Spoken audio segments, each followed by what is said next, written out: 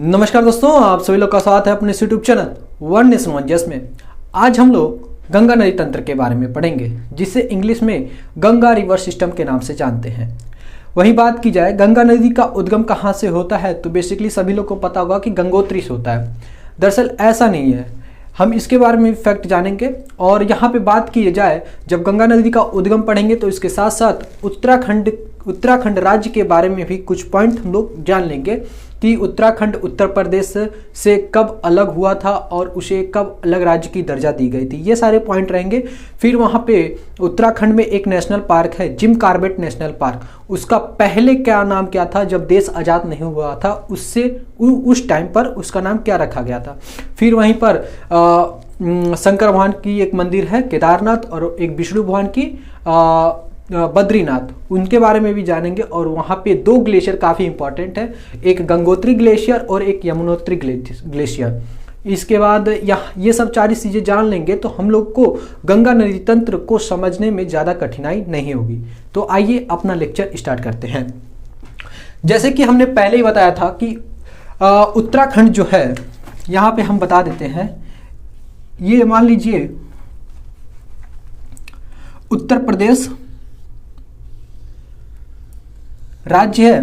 पहले उत्तराखंड जो था वो उत्तर प्रदेश में ही शामिल था, लेकिन 9 नवंबर सन 2000 ईस्वी में ये निर्णय लिया गया कि नहीं, अब से उत्तर प्रदेश से एक अलग राज्य बनाया जाएगा जिसे उत्तराखंड का नाम दिया गया।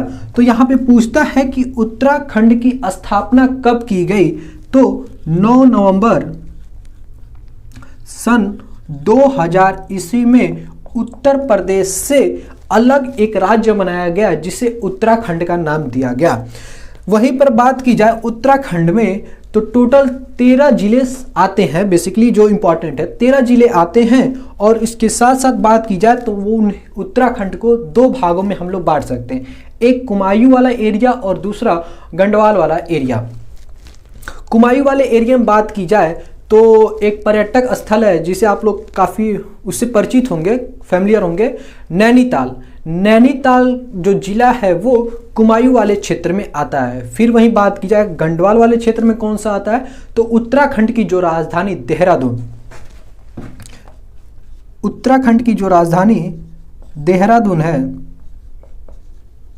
वो गढ़वाल वाले क्षेत्र में आ जाता है। फिर वहीं पे बात की जाए जो लाल बहादुर शास्त्री नेशनल एकेडमी जो है, जिसे आईएएस के लिए काफ़ी फेमस है, वो मसूरी में वो है, वो भी कहाँ पर आ जाता है, तो गढ़वाल वाले क्षेत्र में आ जाता है। ये आपका मसूरी वाला एरिया। तो वही हमने यहाँ पे लिख कर समझाने की कोशिश की है कि उत्तराखंड में टोटल 2 मंडल हैं। वैसे इसे मंडल के नाम से जाना जाता है, या फिर आप इसे भाग भी कह सकते हैं। उत्तराखंड को 2 भागों में बांटा जा सकता है, एक कुमायूं और दूसरा गढ़वाल, जो मैंने यहाँ पे बताया। तो ये देखिए उत्तराखंड का नक्शा है और इसे हम लोग कुछ इस प्रकार से बांट दे, ठीक। और इधर वाले भाग को हम कह सकते हैं कुमायूं वाला क्षेत्र, ठीक। और इधर वाले भाग को हम कह देंगे गढ़वाल। और हमने जो कहा मसूरी, जो काफ़ी फेमस है आईएएस के लिए, आईएएस एकेडमी के लिए, वो यहाँ पर है देहरादून और उसी के बगल में है मसूरी। तो याद रखिएगा इस साइड में दोनों पड़ जाता है, उत्तराखंड की राजधानी एक देहरादून और दूसरा मसूरी, ठीक। और यहाँ पे आ जाता है कुमायूं वाले क्षेत्र में नैनीताल। ये इंपॉर्टेंट था इसलिए मैंने इसको बता दिया, आप लोग याद रखिएगा। अब देखिए हमने जो बताया था कि भारत का पहला जो राष्ट्रीय उद्यान था जिम कॉर्बेट नेशनल पार्क, उसका पहले नाम रखा गया था Hailey National Park. Hailey National Park कब रखा गया था, तो 1936 ईस्वी में इसे हैली नेशनल पार्क घोषित किया गया था। लेकिन फिर इसे चेंज करके 1950 ईस्वी में कर दिया गया रामगंगा नेशनल पार्क, क्योंकि इसके बगल से एक नदी निकलती थी जिसे रामगंगा के नाम से जाना जाता था। फिर लगभग जब भारत आज़ाद होने वाला था उस टाइम पर रखा गया रामगंगा नेशनल पार्क। लेकिन बात की जाए वास्तविक रूप से तो वर्तमान समय में इन दोनों का उतना प्रचलित नाम नहीं है जितना जिम कॉर्बेट नेशनल पार्क का है। तो बात की जाए जिम कॉर्बेट नेशनल पार्क की स्थापना कब की गई, तो 1957 ईस्वी में घोषित किया गया कि अब से ना हेली नेशनल पार्क रखा जाएगा ना रामगंगा नेशनल पार्क रखा जाएगा, अब से इसे जिम कॉर्बेट नेशनल पार्क के नाम से जाना जाएगा और वर्तमान समय में इसी के नाम से जाना जाता है। और इसकी बात कर ली जाए ये कितने वर्ग किलोमीटर में फैला हुआ है जिम कॉर्बेट नेशनल पार्क, तो 521 वर्ग किलोमीटर के क्षेत्रफल वाले एरिया में फैला हुआ है उत्तराखंड के राज्य में। ये कुछ बेसिकली जानकारी हो गई जो उत्तराखंड से रिलेटेड था। अब आइए अपने नदी तंत्र के बारे में स्टार्ट करते हैं। ये हमने बनाया ग्लेशियर, यमुनोत्री ग्लेशियर और यहाँ पे गंगोत्री ग्लेशियर, और ये केदारनाथ हो गया जो फेमस है शिव मंदिर के लिए, शिव भगवान की मंदिर है केदारनाथ में। फिर बद्रीनाथ में एक मंदिर है विष्णु भगवान की, ठीक, इसे याद रखिए, काफी इंपॉर्टेंट है। पहला यमुनोत्री, गंगोत्री, केदारनाथ और बद्रीनाथ। केदारनाथ से एक नदी निकलती है जिसे मंदाकिनी के नाम से जाना जाता है, ठीक। और यमुनोत्री से कौन सी नदी निकलती है, तो यमुना नदी, जिससे कि नाम से ही पता चल जा रहा है यमुनोत्री, तो यमुना नदी निकलेगी। और गंगोत्री से कौन सी नदी निकलेगी, तो भागीरथी नदी निकलेगी। इसके बारे में आप लोग ध्यान दीजिएगा। फिर आइए इस वाले पॉइंट पे, बद्रीनाथ में, ये हम बद्रीनाथ को यहाँ पे बताते हैं, एक संतप्त ग्लेशियर है बद्रीनाथ में, ठीक। इस संतप्त ग्लेशियर से दो नदियां निकलती है, इंपॉर्टेंट है, जो धौली गंगा और दूसरी विष्णु गंगा। देखिए यहाँ पे क्या होता है, धौली गंगा जब निकलती है और विष्णु गंगा निकलती है तो एक स्थान पर आकर मिल जाती हैं दोनों नदियां। यहाँ पर आने के बाद यहाँ पे देखा जाता है कि किस नदी की गहराई अधिक है। अगर जिस नदी की गहराई अधिक रहेगी उसके आधार पर उस नदी को आगे बढ़ा दिया जाएगा, ऐसा भूगोल में कहा गया है। लेकिन यहाँ पे क्या होता है, धौली गंगा और विष्णु गंगा दोनों नदियों की गहराई लगभग बराबर हो जाती है। इस स्थिति में क्या होता है कि ये जो नदी यहाँ पे तो मिल गई, लेकिन जो तीसरी नदी यहाँ से निकली उसे अलकनंदा नदी का नाम दे दिया जाता है। मैंने क्या बताया, ये इंपॉर्टेंट है। देखिए जब धौली गंगा और विष्णु गंगा यहाँ पर मिलती है तो इन दोनों में से अगर किसी एक नदी की गहराई अधिक होता तो वो आगे की तरफ बढ़ जाती, लेकिन यहाँ पे क्या होता है, धौली गंगा और विष्णु गंगा दोनों नदियों की गहराई बराबर हो जाती है। इस स्थिति में जो तीसरी नदी निकलती है उसे अलकनंदा नदी का नाम दे दिया जाता है। फिर यहाँ पे क्या होता है, जब अलकनंदा नदी आगे की तरफ बढ़ती है तो एक नंदाकिनी नदी आकर अलकनंदा में मिल जाती है, ठीक भैया। यहाँ पे नंदाकिनी नदी आती है और अलकनंदा में मिल जाती है। फिर यहाँ पे भी वही स्थिति देखी जाती है कि क्या नंदाकिनी नदी अलकनंदा से गहरी होगी तो फिर आगे की तरफ जब बढ़ेगी तो नंदाकिनी नदी के नाम से उसे जाना जाएगा। लेकिन फिर यहाँ पे क्या होता है कि देखा जाता है अलकनंदा नदी की गहराई अधिक होती है किससे, मंदाकिनी नदी से। यही कारण है कि अलकनंदा नदी फिर आगे की तरफ बढ़ जाती है। फिर जब आगे की तरफ बढ़ती है तो एक और नदी आती है भैया, पिंडार नदी। पिंडार नदी और अलकनंदा नदी में फिर देखा जाता है कि कौन सी नदी की गहराई अधिक है। फिर देखने पे पता चलता है कि अलकनंदा नदी की गहराई फिर अधिक है। तो यहाँ पे क्या होता है कि देखिए ये अलकनंदा नदी फिर आगे की तरफ बढ़ जाती है और यहाँ पे ये पिंडार नदी आकर मिल गई और ये नंदाकिनी नदी और यहाँ पे धौली गंगा और विष्णु गंगा। इन पॉइंटों का भी इस्तेमाल होगा, मैं आगे बताऊंगा। पहले आप इतना ध्यान दीजिए कि कौन कौन सी नदी आकर अलकनंदा से मिल रही है, ये काफ़ी इंपॉर्टेंट है। फिर यहाँ पे क्या होता है, केदारनाथ की तरफ से एक नदी निकल कर आती है जिसे मंदाकिनी नदी के नाम से जाना जाता है और ये इसका क्या नाम है, नंदाकिनी। तो याद रखिएगा ये म है और ये न है, थोड़ा सा अंतर है। फिर क्या होता है, मंदाकिनी नदी आकर अलकनंदा नदी में मिल जाती है। फिर वही स्थिति आएगी कि भैया किस नदी की गहराई अधिक है, तो यहाँ पे फिर से अलकनंदा नदी की गहराई अधिक हो जाती है और ये आगे की तरफ बढ़ जाती है। इतना क्लियर। अब यहाँ पे देखिए गंगोत्री से एक नदी निकलकर यहाँ आगे की तरफ बढ़ती है भागीरथी नदी, और भागीरथी नदी की उपनदी बन जाती है भिलंगना नदी।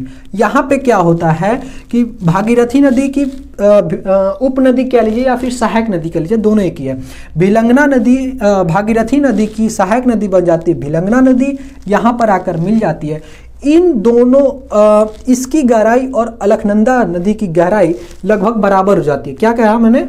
जब गंगोत्री नदी आगे की तरफ बढ़ेगी तो भिलंगना से मिल जाएगी, और भिलंगना जो है भागीरथी की एक सहायक नदी बन जाएगी। जब ये अलकनंदा की तरफ आकर भागीरथी नदी मिल जाएगी, मिल गई। अब यहाँ पे देखा जाएगा कि किसकी गहराई अधिक है। अगर गहराई अधिक रहती तो गंगा नदी का नाम नहीं पड़ता। यहाँ पे क्या होता है कि भागीरथी और अलकनंदा नदी की गहराई बराबर हो जाती है, जैसे यहाँ पर बराबर हो गई थी। अब बराबर हो जाएगी तो एक तीसरी नदी निकलेगी, जैसे यहाँ पर निकली थी। अब वही जो तीसरी नदी निकलकर आगे की तरफ बढ़ जाती है उसे गंगा का नाम दे दिया जाता है। तो आइए यहाँ पे लिखते हैं, जो ये तीसरी नदी निकल कर आई उसे गंगा के नाम से जाना जाएगा। आई होप आप लोग को क्लियर हो गया होगा मैंने क्या कहा। ठीक, अब यहाँ पर आइए, जो मैंने ये बिंदु बनाया था, यहाँ पे बिंदु बनाया था, यहाँ पे, यहाँ पे, यहाँ पे और यहाँ पे, इन्हीं बिंदुओं को पंचप्रयाग के नाम से जाना जाएगा। अभी हम बताते हैं कैसे।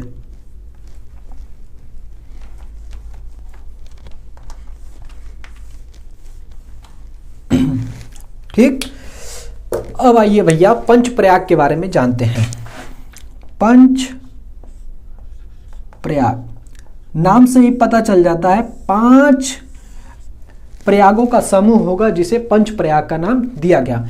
यहाँ पे देखिए, जब धौली गंगा और विष्णु गंगा यहाँ पर मिल जाती है तो एक प्रयाग स्थल बन जाता है जिसे विष्णु प्रयाग के नाम से जाना जाता है। तो मैं ऐसे कुछ करके लिख देता हूँ, क्या, विष्णु प्रयाग।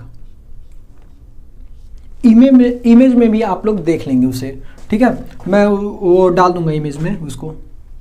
यहाँ पे देखिए, एक यहाँ पे ये पहला हो गया, ठीक, नंबरिंग कर देता हूँ, और यहाँ पे बनेगा विष्णु प्रयाग हो गया, और ये नंद प्रयाग हो जाएगा इसी के नाम पे, नंद के नाम पे नंद प्रयाग, नंद प्रयाग। क्लियर? अब यहाँ पे आइए, पिंडार नदी जब मिलेगी अलकनंदा से तो यहाँ पे इसका नाम पड़ जाएगा कर्णप्रयाग, कर्णप्रयाग। ठीक, अब जब मंदाकिनी मिलेगी अलकनंदा से तो यहाँ पे इसका नाम पड़ जाएगा रुद्रप्रयाग। ठीक, और यहाँ पे भागीरथी और भिलंगना नदी मिलकर आकर और अलकनंदा नदी से मिल जाएंगी तो यहाँ पर जो प्रयाग बन जाएगा उसे देव प्रयाग के नाम से जाना जाएगा, देव प्रयाग। ठीक है, अब यहाँ पे देखिए, पहला, दूसरा, तीसरा, चौथा और पांचवा, इन्हीं 5 समूहों को पंचप्रयाग के नाम से जाना जाता है। और ये जो 5 प्रयाग है वो उत्तराखंड राज्य में पाया जाता है या फिर स्थित है। यहाँ पे देखिए, ये जो यमुना नदी है, ये यमुना नदी जो है वो इलाहाबाद में जाकर मिलेगी किसे? गंगा नदी से। और ये जो गंगा नदी है ना, हरिद्वार, ऋषिकेश होते हुए उत्तराखंड के जो पर्वतीय भाग होंगे उनको पार करते हुए उत्तर प्रदेश के मैदानी भाग में जाएगी। वहाँ पे जब जाएगी तो उत्तर प्रदेश में बिजनौर, नरौरा और फर्रुखाबाद के रास्ते होते हुए कन्नौज के पास जाएगी। कन्नौज पे अब रुके रही, यहाँ पे कन्नौज के पास गई। कन्नौज के पास ये जो रामगंगा था नदी, जिसके आधार पर ये रामगंगा नेशनल पार्क रखा गया था, वो नदी आकर उत्तर प्रदेश में कन्नौज में जाकर गंगा नदी से मिल जाएगी। तो वहां पे क्वेश्चन पूछता है कि कन्नौज में गंगा नदी से मिलने वाली पहली सहायक नदी जो उत्तर प्रदेश की है वो कौन सी हो जाएगी?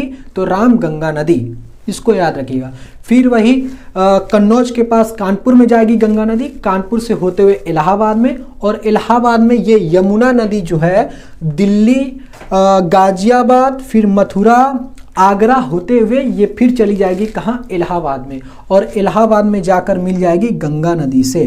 ठीक, अब गंगा नदी यमुना नदी मिल जाएंगी और उसके साथ साथ सरस्वती नदी भी आकर मिल जाएगी। तो फिर गंगा नदी आगे की तरफ बढ़ेगी और वो जाकर बनारस में मतलब काशी में जाएगी, और काशी के बाद वो फिर गाजीपुर होते हुए बिहार के रास्ते चली जाएगी, और बिहार में जाकर कोसी नदी फिर से सोन नदी से मिलते हुए पश्चिम बंगाल में चली जाएगी। पश्चिम बंगाल में दो भागों में बढ़ जाएगी, एक हुगली नदी की तरफ चली जाएगी और फिर वो जाकर बांग्लादेश में चली जाएगी। बांग्लादेश में जब जाएगी तो उसे पद्मा का नाम दे दिया जाएगा, और ब्रह्मपुत्र नदी से मिलकर वो बंगाल की खाड़ी में गिरेगी और उससे पहले एक डेल्टा का निर्माण करेगी जिसे सुंदरवन का डेल्टा कहा जाता है। ये हो गया भैया कुछ मोटी मोटा बातें, आई होप क्लियर हो गया होगा। अब हम इसको अच्छे से लिखकर मतलब बता देते हैं कौन कौन सा प्रयाग है और कौन कौन सी नदी जो है अलकनंदा नदी से आकर मिलेंगी। इस नदी को याद रखिएगा, ये काफ़ी इम्पॉर्टेंट नदी है अलकनंदा नदी, क्योंकि ये इतनी बड़ी नदी है कि सभी नदियों को आपस में समेटकर जाकर भागीरथी नदी से मिल जाएगी, तब जाकर गंगा नदी का उद्गम होगा। या फिर कह सकते हैं कि गंगा नदी के शीर्ष जो दो नदियां हैं वो कौन कौन सी, अलकनंदा नदी और भागीरथी नदी है। क्लियर? ठीक है भैया, यहां तक क्लियर हो गया। अब हम नेक्स्ट वाली वीडियो में उत्तर प्रदेश में गंगा नदी को लाएंगे और वहां पर सारी चीजें देख लेंगे कि गंगा नदी की कौन कौन सी सहायक नदियां, और फिर बिहार, और उसी में हम लोग खत्म कर देंगे कौन कौन सी चीज, पश्चिम बंगाल, फिर बांग्लादेश। ठीक है, यहां तक क्लियर है। और हाँ, एक चीज और, अगर यार वीडियो पसंद आया करे तो प्लीज़ लाइक कर दिया करिए, इससे अच्छा लगता है और मनोबल भी बढ़ता है, जिससे कि आपके साथ साथ हमें भी खुशी मिलती है कि यार सब्सक्राइबर बढ़ रहे हैं, लाइक बढ़ रहा है, व्यू बढ़ रहा है, तो अच्छा लगता है। अदरवाइज हम तो अपना कार्य करते रहेंगे, पढ़ते रहेंगे और पढ़ाते रहेंगे। ठीक है दोस्तों, इसका आप लोग स्क्रीनशॉट ले लीजिएगा और इन सब चीज़ों को ज़रूर उतार लीजिएगा। उत्तराखंड में दो मंडल हैं, या फिर उत्तराखंड को दो भागों में बांटा गया, एक गढ़वाल और कुमायूं। और जिम कॉर्बेट नेशनल पार्क का पहला जो नाम रखा गया था वो हैली नेशनल पार्क रखा गया था, और रामगंगा रखा गया दूसरी बार। फिर 1957 ईस्वी में इसे चेंज करके कर दिया गया जिम कॉर्बेट नेशनल पार्क। हाँ, एक चीज़ और, ये जो जिम कॉर्बेट नेशनल पार्क रखा गया था ना, ब्रिटेन का एक खिलाड़ी था, स्पोर्टमैन था, उसका नाम था जिम कॉर्बेट, उसी के नाम पर रखा गया ये पार्क है जिम कॉर्बेट नेशनल पार्क, तो इसे भी याद रखिएगा।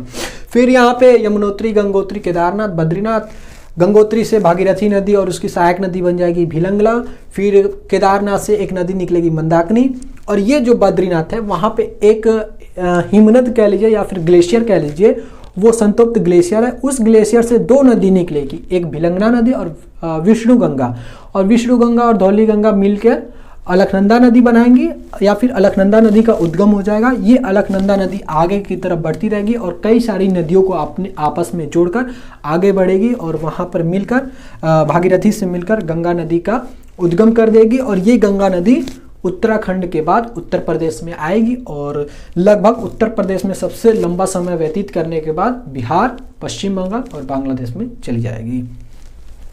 ठीक है, चलिए मिलते हैं नेक्स्ट वीडियो में, तब तक के लिए जय हिंद।